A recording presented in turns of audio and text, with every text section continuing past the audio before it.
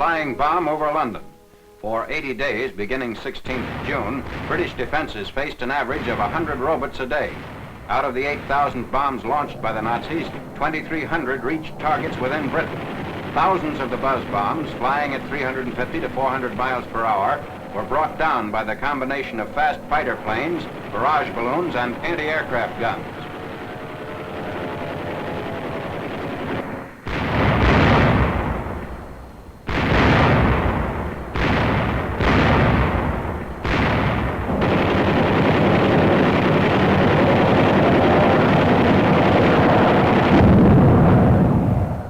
In November 1943, air reconnaissance revealed 100 launching sites stretching from Calais to Cherbourg. Extensive Allied bombings destroyed the elaborate emplacements. The Nazis hastily constructed new firing points, simplified but thoroughly camouflaged.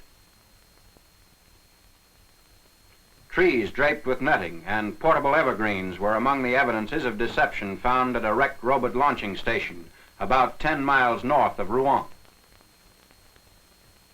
On a concrete blockhouse, possibly for storing bombs, was a map of the British Isles.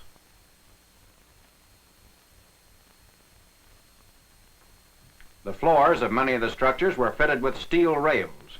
Apparently, the flying bombs used this rail line for moving to the launching ways. The catapult arrangement indicated the employment of rockets electrically fired. From here, the buzz bombs were sent as far as 250 to 300 miles. Component parts of the launching platforms were still intact, despite obvious enemy attempts to destroy as much as possible before fleeing the area.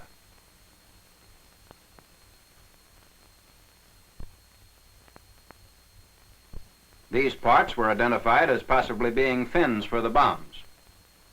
The light alloy nose caps and braces. When mounted, the nose contained the compass.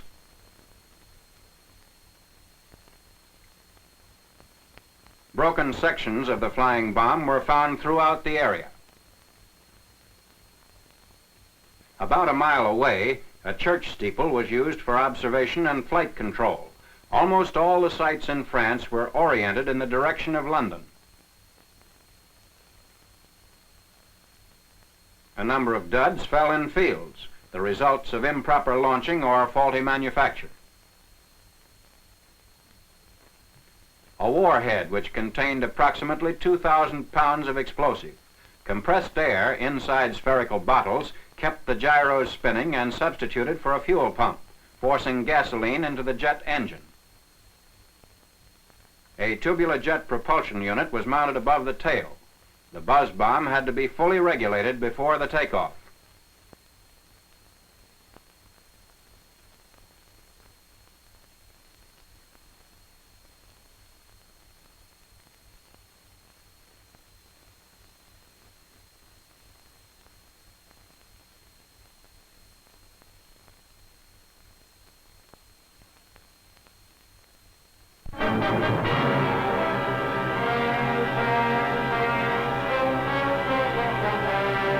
French artillery pounds Toulon prior to the fall of the naval base 26th August.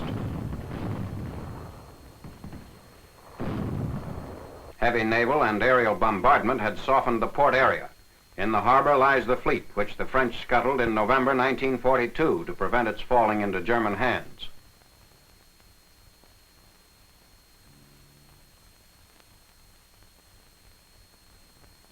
Toulon was the scene of fanatical Nazi resistance.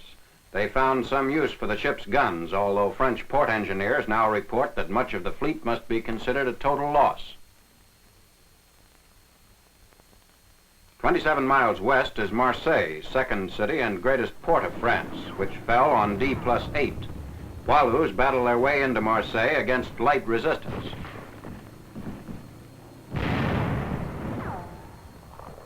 Infantrymen attacked Germans entrenched in Notre-Dame de la Garde, a famous old church above the city.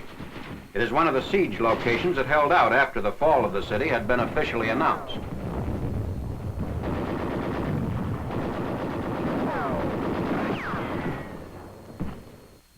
Hostilities having ceased, a French priest greets the poilus.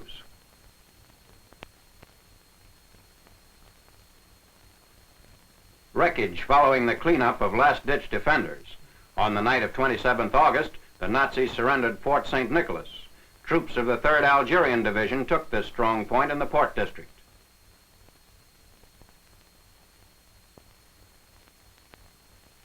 Victory Parade, 29th August. Crowds cheer the French troops and their commander, General Jean de Lattre de Tassigny.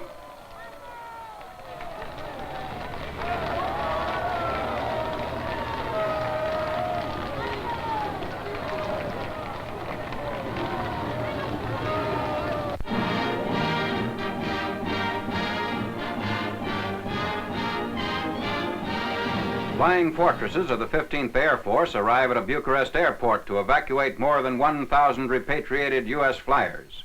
These airmen, mostly Americans, were released by the Romanian government immediately after the country's capitulation, 23rd August. More than 3,000 Allied airmen were downed in Romania in 13 months of raids. 2/3 had been killed in combat. Members of the B-17 crews say goodbye to Russian soldiers who had occupied the airport.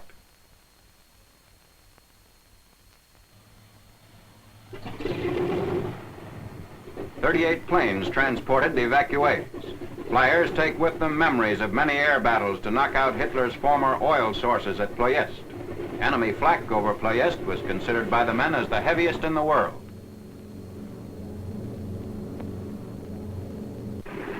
Arriving at an Italian airbase.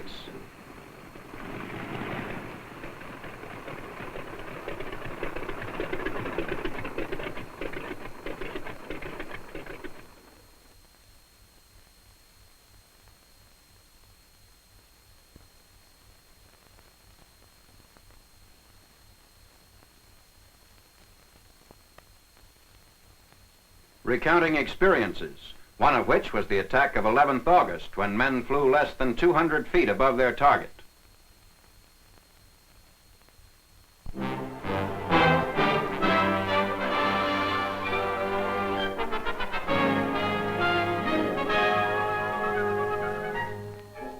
Canadian 1st Army forces on the extreme left flank of the 200-mile-long Allied line in France pushed toward the medieval city of Rouen. Entering Rouen, 31st August.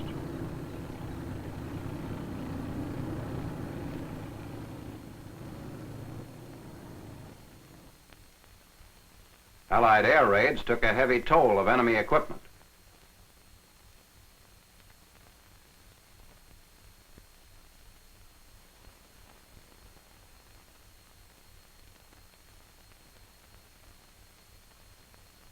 On 1st September, the Canadians continue their advance, taking Dieppe, scene of the raid of August 19th, 1942.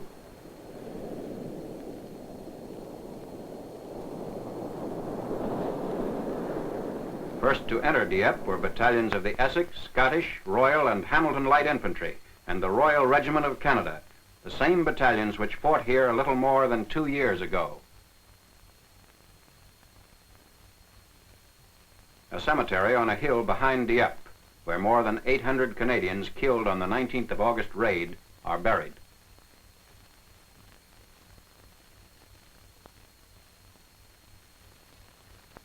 Part of the Atlantic Wall just south of the Seine, abandoned by the Germans as the Canadian First Army rolled the Nazis back along the French Channel coast. Defending enemy forces retreated without a fight, leaving an array of useless obstacles and fortifications, once characterized by Nazi propagandists as invasion-proof. Buildings along the beaches were transformed into strong points by concreting doors and windows facing the sea.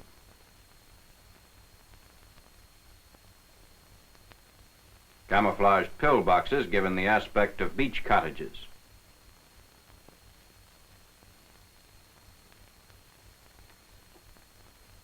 Designed to draw fire away from actual strong points, a beach house is camouflaged to look like a pillbox. A wooden gun adds to the deception. More anti-invasion defenses further along the coast.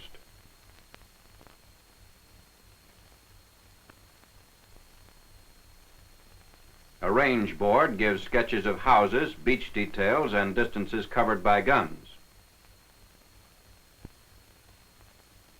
still another point along the Atlantic wall taken by the Canadian Army. These fortifications were seized from the rear as the Canadians advanced to the mouth of the Seine across the bay from Le Havre.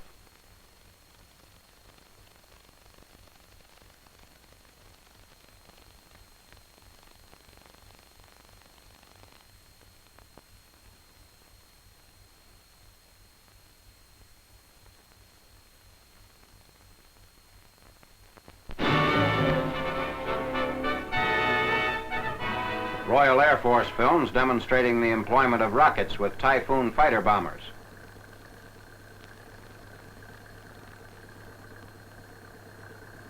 Eight of these rocket bombs can be carried on guide rails fitted to the wings of the Typhoon. When launched, they add their high velocity to that of the airplane, which dives at 470 miles per hour.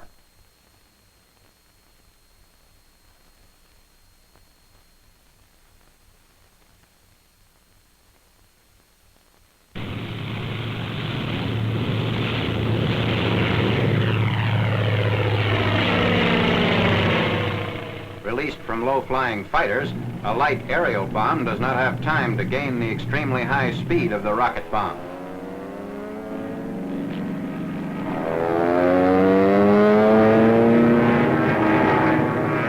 Rocket bomb strafing obviates the predictable descent, which may make the fighter bomber an easy target for flak.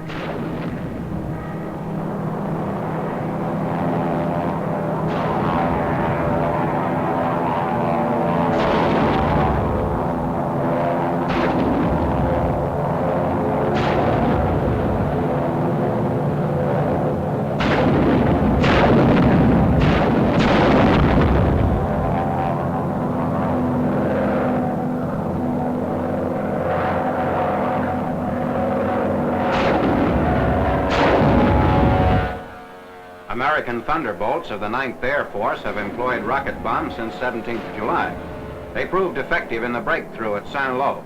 P-47 rockets can be released either singly or in salvo.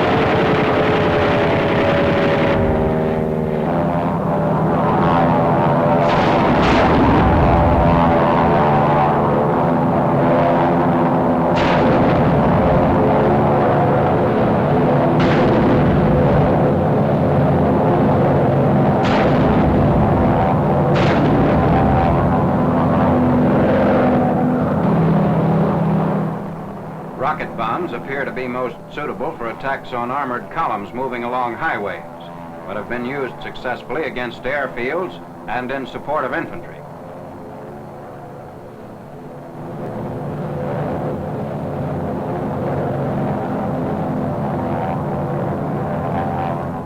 Wreckage on a road leading to Orbec in the Lisieux area, 24th August, after Royal Air Force Typhoons had frozen and blasted a Nazi armored column.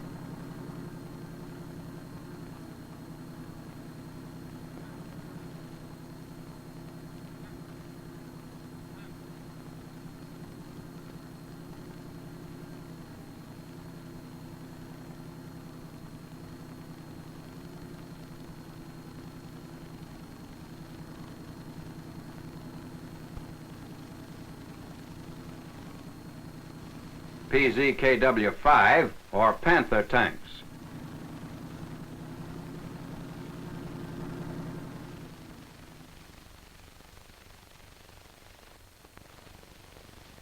Nazi transport shortages are revealed by camouflage horse-drawn carts.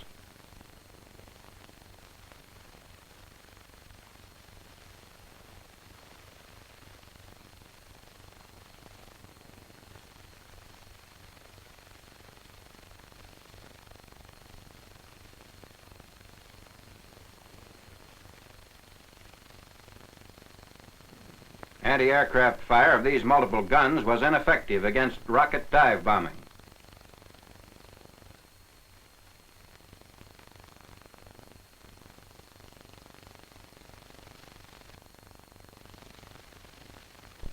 While the Canadians are operating to its left, the British Second Army advances toward Amiens, one of the main German highway and railroad centers northwest of Paris on the road to Belgium.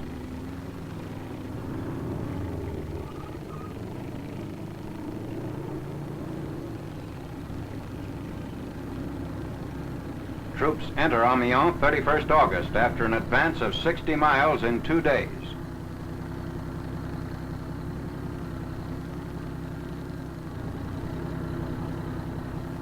Brussels, capital of Belgium, falls to the British Second Army 4th September, 10 days after the liberation of Paris.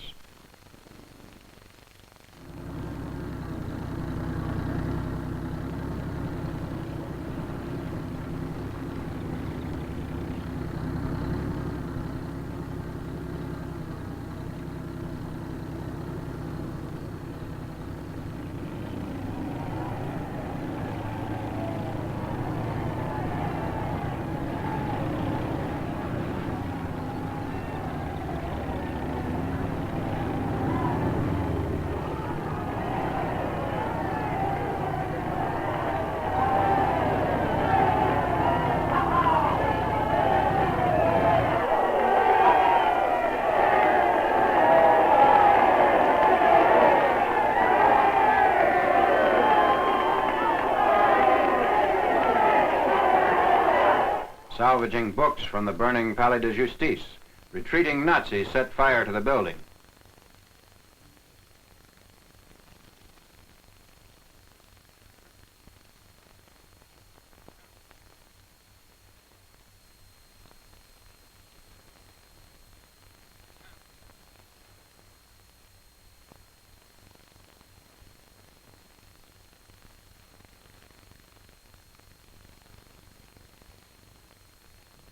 German prisoners are driven to the local zoo for internment. A Nazi officer looks out on a liberated city from a lion's cage.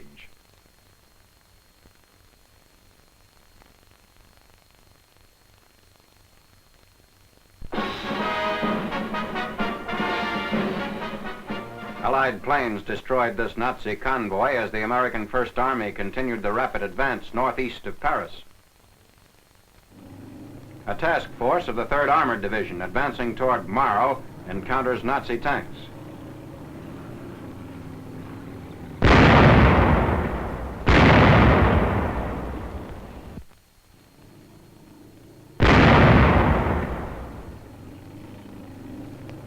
East of Soissons, 31st August, a German evacuation train is intercepted at a highway crossing and destroyed in a battle with American tanks.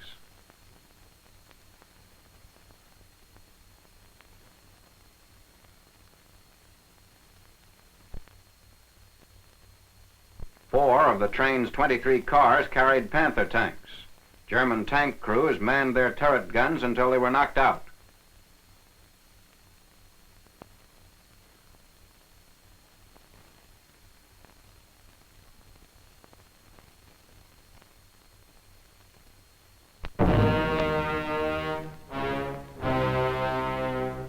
In Paris, a rifle range at the Ministry of Aviation had been used as a torture chamber by the Gestapo. The posts where victims were executed are scarred and cut from the bullets of Nazi firing squads.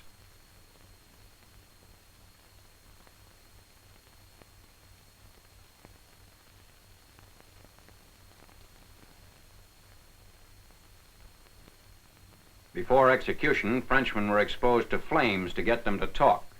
Handprints of frantic sufferers, including those of young children, cover walls lined with soundproofing material for stifling screams. Wooden coffins lay waiting for new victims. Other coffins have been dug up as evidence of Nazi torture methods.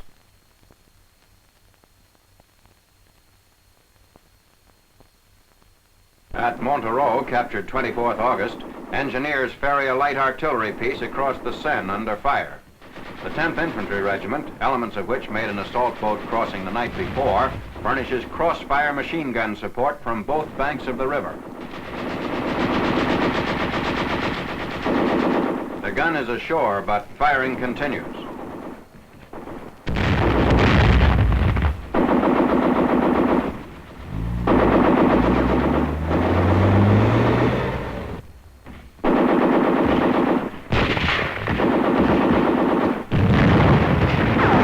Filming of this action was cut short when the cameras were wrecked by shrapnel. Armored patrols continue the thrust eastward on the extreme right flank of the Allied line. They reach a point 130 miles from the German frontier with the occupation of Troyes, an important highway and railroad center. This also places General Patton's army 37 miles from the Marne River. A single American medium tank ambushed and destroyed a German motor convoy on a street inside Troyes.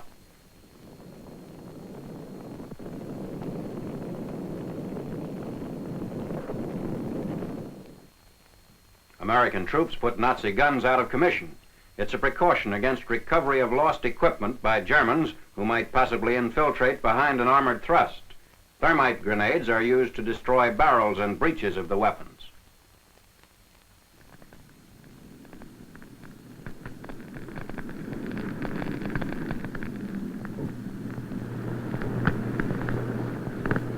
The capture of Reims, 30th August. The famous cathedral city was taken with only small-scale opposition. The main force of Nazis fled in panic, and the city is quiet as first Americans enter. Civilian population of Reims burns copies of Mein Kampf.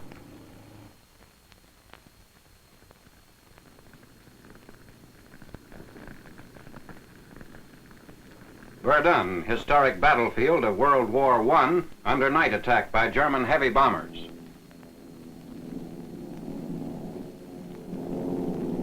The cathedral is in flames after a direct hit.